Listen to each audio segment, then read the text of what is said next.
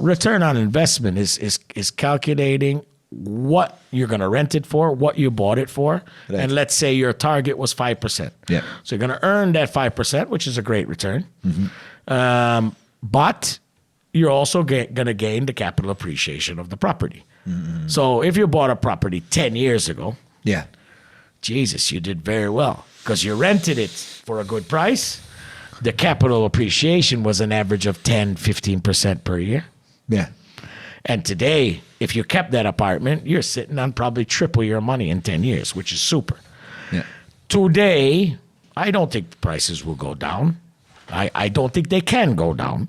Why can't they go down? So the price of finishing is too expensive. It's 30% plus more expensive to build today than it ever has been. And I believe that when they bring in, which they should, the licensing of every trade, and we have to pay license and they have to pay indemnity insurance to make sure their work's good because that's the way it should be done. Yeah. Once that's in, the prices would even go up higher because the costs more. The cost will go more. It's the cost of professionalism. But the truth is, the prices we're paying for building and finishing is the same price, if not more, than other countries. So so they don't really have an excuse to put the price up again, but they will. Okay. All right. Very interesting. If, however, to go back to what you were saying about supply and demand. Yes. If demand goes, I said demand again. Fuck. All right. Demand. If demand goes down, right? Because let's say, I don't know, people in gaming decide they found somewhere better to go, or third country nationals no longer need, half of Bujibba, and they're going to go to some other developing country that requires their services.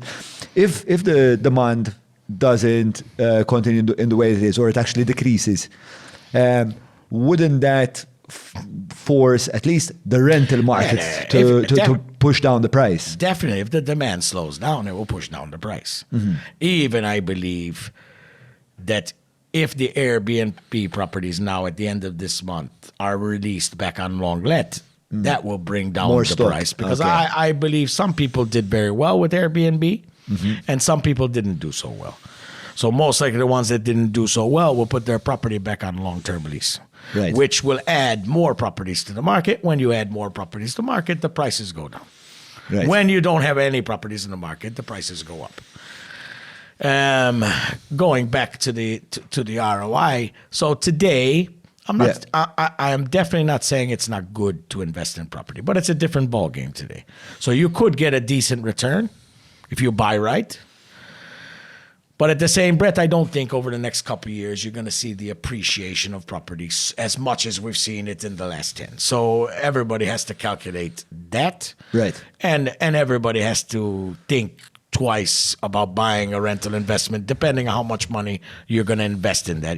Someone who's just going to go to the bank and get a 70% loan, I would advise them to wait another year and save some more money, put 50% in the property, and then take a 50% loan. So you don't outweigh yourself and you're more careful about what you're doing. So your advice right now is to not take a mortgage.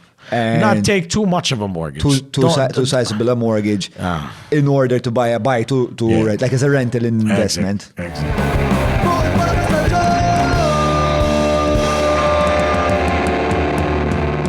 Mela, tlaqna?